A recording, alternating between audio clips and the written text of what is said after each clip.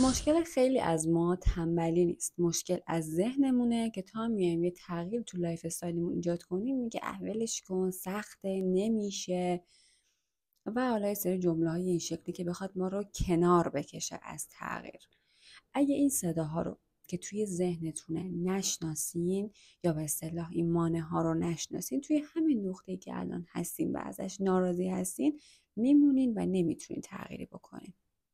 سلام، خیلی خیلی خوش اومدین به یه ویدیوی جدید دیگه. توی این پارت قراره که در مورد 4 تا از موانعی که مانع این میشه که ذهنت بخواد رشد بکنه، موانعی که مانع این میشه که ذهنت بخواد رشد بکنه صحبت بکنم.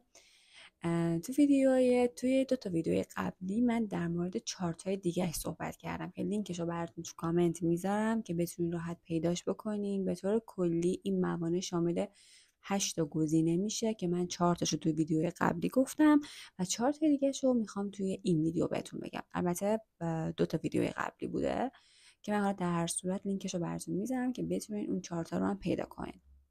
اگه حس میکنی که تو هم ذهنت توی یه نقطه مونده و نمیتونه تغییر بکنه و یه سری بهونه هایی میاره مثل سخته، نمیشه، نمیتونی، بهتره که این موانعی که من میگم رو بشناسی و مهمترین چیزی که توی این ویدیو هست اینه که من بهتون یک سری تمرین هایی رو هم میدم که شما بتونین با استفاده از این تمرین جلوی اون مانع رو بگیرین.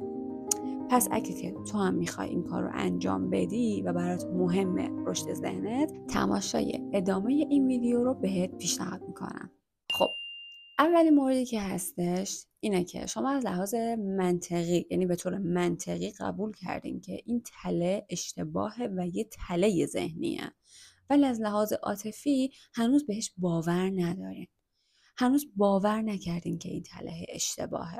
این اتفاق خیلی پیش میاد که طرف مثلا خیلی منطقی میاد قبول میکنه که آره این تله وجود داره، ولی از لحاظ عاطفی باورش نداره. برای مثال میخوام یه داستانی رو تعریف بکنم که مرتبطه باهاش. پاتریک مردی که از یه رابطه سمی میاد بیرون، این رابطه قبلیش اینطوری بوده که همسرش بهش خیانت میکرده و اونم شاهد این خیانت بوده.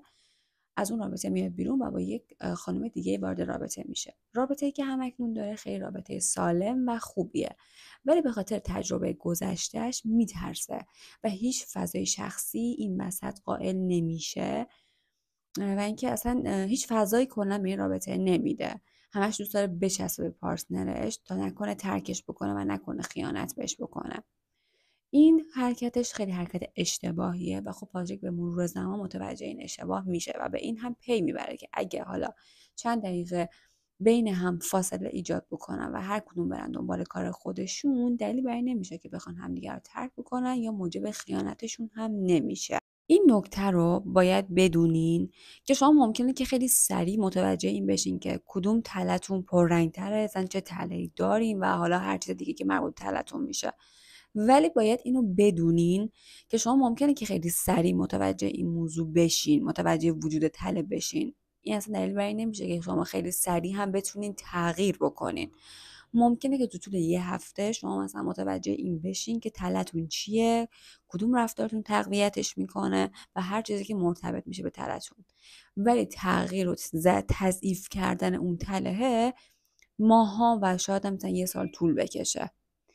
ممکنه زود متوجه بشین ولی روند تغییر خیلی کنده، خیلی طول میکشه تا شما بتونین بعد ضعیف خودتون رو کم رنگ بکنین و بعد سلامت خودتون رو پررنگ تر بکنین. ولی این رو بدونین که تغییر امکان پذیره، پس ناامید نشین. دومین تمرین این هستش که شما بیاین یه سری چیزا رو تجربه بکنین.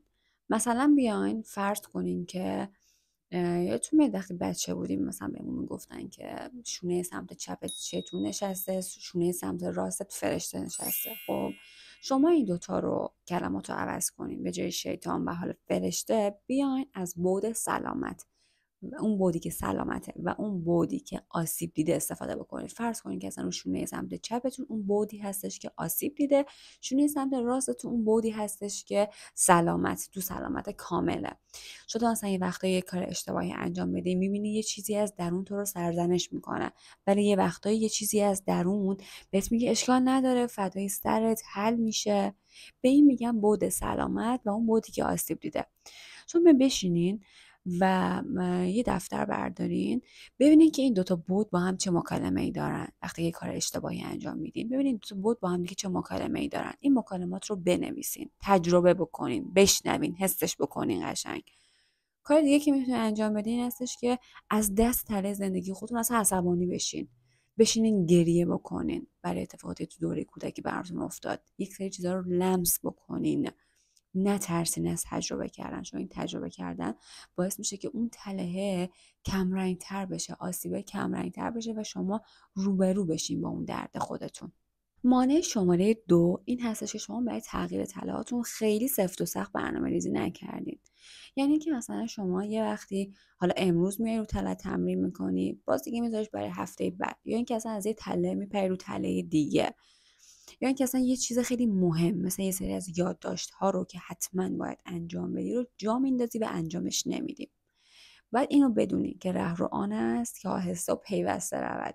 دقت کنید، پیوسته رود. نمیتونین تلتون رو ول بکنین یهو بذارین یه ماه بعد برین سراغش، بعد مثلا بذارین فردا برین سراغش. نمیتونین. باید یه برنامه دقیق و منظم براش داشته باشین. چون فرض کنید که تلتون یه صخره، به شما هم یه چکش دادن، بهتون میگن این صخره رو بشکن، تیکه تیکش کن. شما باید چیکار کنین؟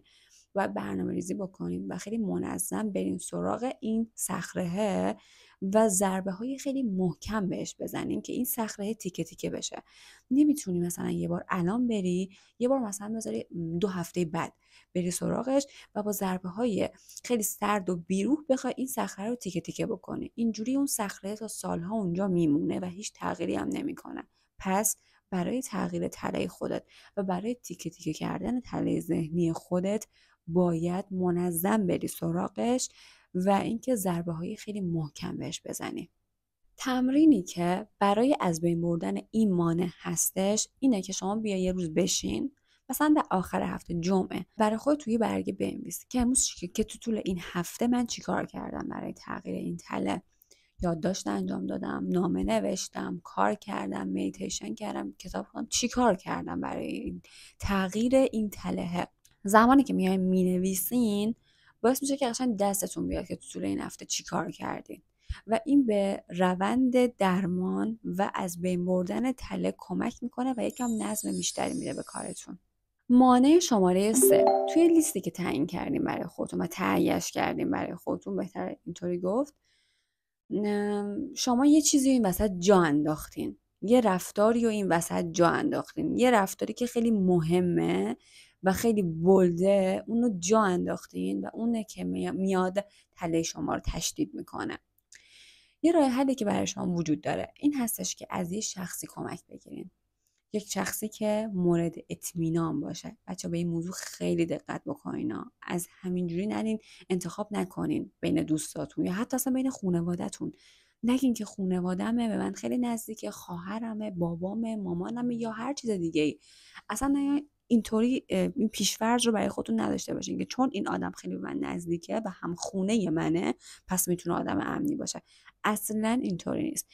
حتما یک شخص مورد اطمینان رو انتخاب کنید که بتونید ازش کمک بگیرید بابت اینکه بیاین بشینین و با هم فکر بکنین که کدوم رفتار رو جا انداختین، کدوم رفتار در شما هست که باعث تشدید این تله میشه و شما اون رو جا انداختین.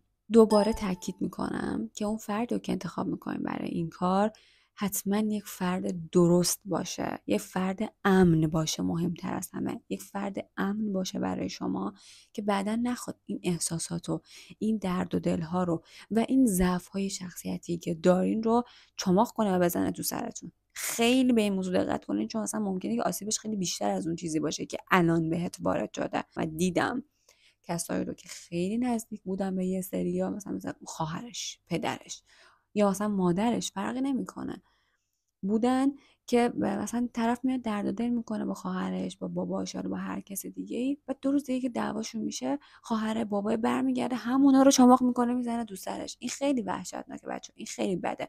این نشون دهنده اینه که اون شخص امنی برای تو نیست. پس انتخاب کن و درست انتخاب کن که چه کسی رو باید توی این مسیر همراه خودت بیاری که بهت بگه کدوم رفتار تو جا انداخته این وسط. مانع شماره 4: تلتون و مشکلتون خیلی بزرگه و از عهده شما خارجه. خیلی وقتا پیش میاد که یه سری از افراد میان و میگن که من تله خودم میخوام خودم به تنهایی حلش بکنم. اصلا نگاه به اینم نمیکنن که اون تله چقدر پررنگه، چقدر اصلا سخت و بزرگه.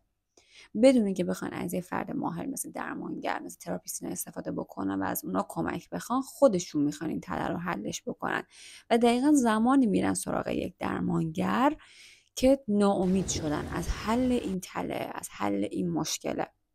بهتون پیشنهاد میکنم و پیشنهادی که توی کتابی که دارم میخونم برای شما هست اینه که شما اول به یه نگاه بندازید ببینید اون تله اصلا عهده شما برمیاد که بتونین این رو به تنهایی حلش بکنین یا نه اونقدر بزرگه که نمیتونین.